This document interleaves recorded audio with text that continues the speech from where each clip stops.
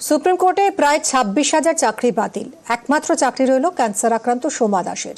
2024 সালে মানবিকতার খাতিরে তার চাকরি বহাল রাখার নির্দেশ দেয় কলকাতা হাইকোর্ট।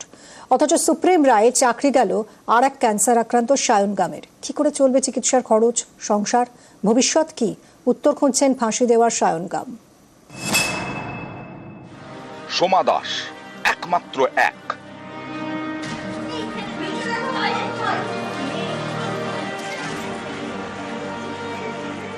বীরভূমের স্কুলের বাংলার শিক্ষক সোমা। সুপ্রিম কোর্টের নির্দেশে বৃহস্পতিবার প্রায় 26,000 শিক্ষক এবং শিক্ষাকর্মীর চাকরি বাতিল। একমাত্রই সোমা দাসের চাকরি বহাল। তিনি ক্যান্সারের রোগী। মানবিকতার খাতিরে চাকরি থাকলো সোমার। একমাত্র সোমা দাসের যে চাকরিটি সেটি বজায় থাকলো, পুরো বাতিল। কলকাতা হাইকোর্টের যে জাজমেন্ট সেটাই আপহোল্ড হয়েছে। বছর তিনেক আগে চাকরি প্রার্থীদের ধর্ণা মঞ্চে যোগ দেন সোমা। সোমার দাবি, মেধা তালিকায় নাম থাকা সত্ত্বেও চাকরি পাননি। 2022-এ কলকাতা হাইকোর্টের সিঙ্গল বেঞ্চ রাজ্যকে বলে, ক্যান্সার আক্রান্ত সোমা দাসকে মানবিকতার খাতিরে চাকরি দেওয়া হোক। ওই বছর জুনে চাকরি পান সোমা। 2024-এর 22 এপ্রিল চাকরি বাতিল মামলা হাইকোর্টে। প্রায় 26,000 চাকরি বাতিলের নির্দেশ দেয় কলকাতা হাইকোর্ট, কিন্তু চাকরি যায়নি সোমা দাসের। কলকাতা হাইকোর্ট নির্দেশ দেয়, মানবিকতার খাতিরে একমাত্র সোমা দাসের চাকরি থাকবে।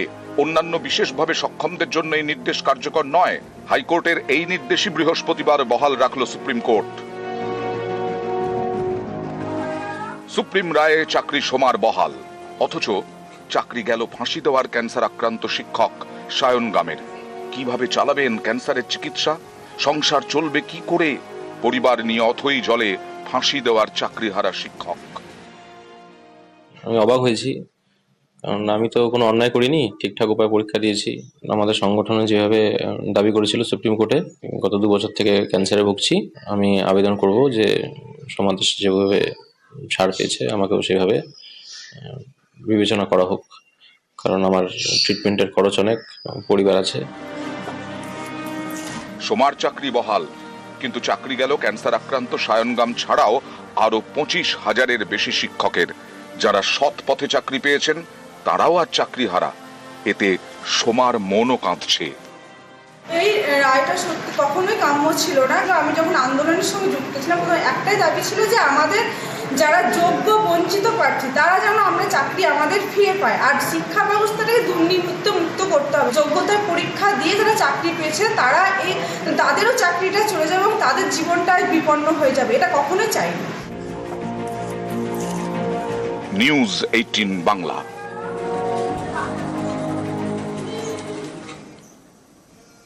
সুপ্রিম কোর্টের রায়ে থমথমে বাগদার মামা ভাগ্নে গ্রাম। স্থানীয়দের দাবি, এই গ্রাম থেকে চাকরি গিয়েছে প্রায় 40 জনের। এই গ্রামেরই বাসিন্দা চন্দন মণ্ডল, যিনি বাগদার শতরঞ্জন নামে পরিচিত। অভিযোগ, তিনি টাকা নিয়ে শুধুমাত্র মামা ভাগ্নে গ্রামেই 100-রও বেশি শিক্ষকের চাকরি দিয়েছিলেন।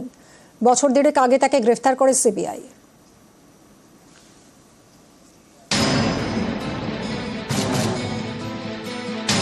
উত্তর 24 পরগনার বাগদা, এখানেই মামা ভাগ্নে গ্রামে মাস্টার পাড়া।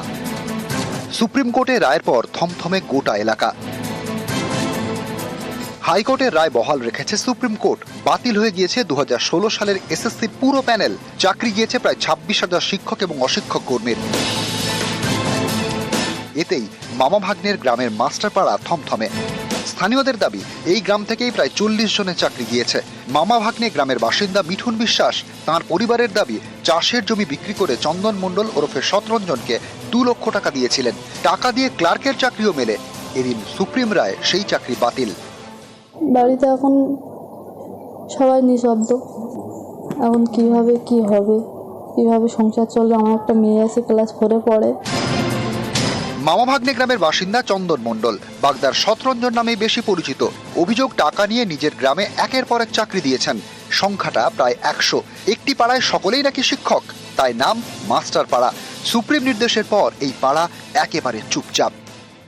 জোগাড় করে হয়তো কারো কাছে নিতে হয়তো 2-1 লাখ টাকা দিতে পারে গরিব মানুষ হিসেবে, বাড়ির লোকে হয়তো দিতে পারে। তারপরে চাকরি দিয়েছে? হ্যাঁ, এখন তারপরে হতে পারে। এবং চাকরি কোথায় করে? ওই তো বলছি তো, গঙ্গাসাগরের পাশে। টাকা নিয়ে চাকরি দেওয়ার অভিযোগ 2023 সালের ফেব্রুয়ারি মাসে শতরঞ্জনকে গ্রেপ্তার করে সিবিআই। চন্দন মণ্ডল ওরফে শতরঞ্জন আগে টিউশন করতেন। 2004 সালে স্কুলে পার্শ্ব শিক্ষকের কাজ পান। অভিযোগ 2011 সালের পর থেকে টাকার বিনিময়ে স্কুলে চাকরি দেওয়ার কাজ শুরু করেন। আগে আর্থিক অবস্থা তেমন ভালো ছিল না। মোটা টাকার বিনিময়ে চাকরি দেওয়া শুরু করার পরই চন্দনের সম্পত্তি দিন দিন বাড়ে। স্থানীয়দের দাবি, নামে বেনামে গ্রামে প্রচুর জমির মালিক শতরঞ্জন। বারাসতে চন্দনের ফ্ল্যাট আছে বলেও দাবি স্থানীয়দের। সূত্রের খবর, চন্দনকে টাকা দিলে চাকরি প্রার্থীকে ফাঁকা উত্তরপত্র দিয়ে আসতে হতো, তাতেই মিলত স্কুলে চাকরি। স্থানীয়দের দাবি, চাকরি দিতে না পারলে চন্দন ওরফে রঞ্জন টাকা ফেরত দিয়ে দিতেন, তাই অনেকে তাকে বলতেন শতরঞ্জন। সুপ্রিম কোর্টের রায়ে এই শতরঞ্জনের মামাভাগ্নে গ্রাম এখন থমথমে। নিউজ 18 বাংলা। চাকরি আর নেই গতকালই জানতে পেরেছেন, আর তারপরই অবসাদ ক্যানিংয়ে আত্মহত্যার চেষ্টা শিক্ষকের। চাকরিহারা রায়বাঘিনী স্কুলের ইতিহাসের শিক্ষক। চাকরি যেতেই পাওনাদারদের চাপ, আর সেই চাপে বোধহয় সহ্য করতে পারেননি। কথা বলবো অনুপ আমাদের প্রতিনিধির সঙ্গে। অনুপ, দেখো, গতকাল রাতেই কিন্তু ক্যানিং রায়বাঘিনী স্কুলের এক শিক্ষিকা এই যে গতকাল চাকরি খোয়া যাওয়ায় তিনি কিন্তু সেই ঘটনায় মানসিক অবসাদে ভেঙে পড়েন। এরপরে তিনি বাড়ি করার জন্য কিছু টাকা লোন নেন এবং অনেক মানুষের কাছ থেকে কিছু ধার দেওয়া করেন বলে এমনই জানায় পরিবার। সেই চাকরি চলে যাওয়ায় গতকালকে কিন্তু তারকে কিন্তু বিভিন্নভাবে মানসিক অত্যাচার করে বলে এমনই জানায় তার পরিবার। সেই অত্যাচার সহ্য করতে না পেরে কিন্তু গতকাল সে আত্মহত্যার চেষ্টা করে। এরপর পরিবারের লোকজন তাকে উদ্ধার করে ক্যানিং মহকুমা হাসপাতালে নিয়ে আসে। ক্যানিং মহকুমা হাসপাতালে সেখানে তাকে ভর্তি রেখে চিকিৎসা চলছে। তবে পরিবার সুসাইড নোটে কয়েকজনের নাম লিখেছেন এই শিক্ষক, তারা কারা? এই যে শিক্ষক, তিনি কিন্তু এই আত্মহত্যা করার আগে একটি সুসাইড নোট লিখে রেখেছেন বলে তিনি তার পরিবার জানিয়েছে।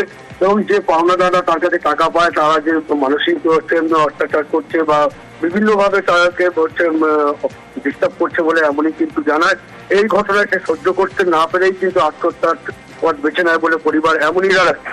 সে জানানোর পরে তাকে কিন্তু তার পরিবার হাসপাতালে রাতেই নিয়ে আসেন এবং অভিযোগ তারা জানান যে এই যে চাকরি চলে গেছে, সেই একদিকে যেমন মানসিক অবসাদ, অন্যদিকে পাওনাদারদের একটা মানসিক অবসাদের কারণে এই আত্মহত্যার পথ বেছে নেয়।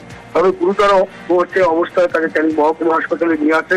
গতকাল রাতেই তাকে ক্যানিং মহকুমা হাসপাতালে ভর্তি রেখে চিকিৎসা চলছে।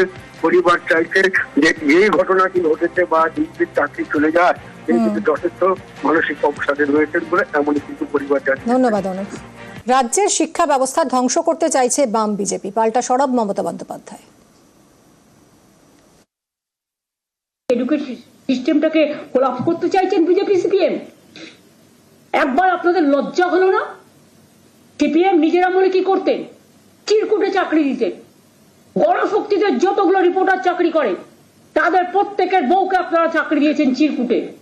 কই তার তদন্ত তো হয় না? বিজেপি রাজ্যে তো তদন্ত হয় না। হাইকোর্টে এই ভার্ডিক্টটা প্রথম দিয়েছিলেন বিজেপির একজন, যিনি এখন এমপি হয়েছেন। জাজমেন্ট জুডিশিয়ারি ছেড়ে দিয়ে বিজেপির এমপি হয়েছে। আজকে তারা কোন মুখে বড় বড় কথা বলে? তাদের দায়বদ্ধতা নেই, দায়বদ্ধতা ছিল না। এবং আমি বিশ্বাস করি এটা বিজেপি করিয়েছে এবং সিপিএম করিয়েছে। এর জবাব তারা আগামী দিন ভালোভাবে পাবেন।